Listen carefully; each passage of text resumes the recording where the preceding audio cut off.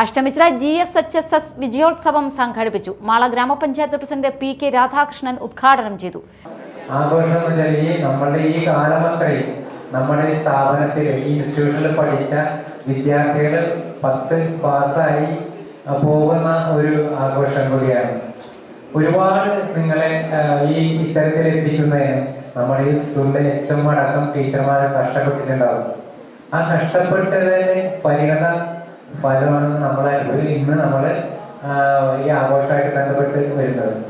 അപ്പൊ ചിലപ്പോൾ ടീച്ചർമാര് നിങ്ങളെ വഴക്ക് പറഞ്ഞിട്ടുണ്ടാവും, ചീത്ത പറഞ്ഞിട്ടുണ്ടാവും, അതോടൊപ്പം തന്നെ എന്തെങ്കിലും കുറ്റപ്പെടുത്തലുണ്ടാവും.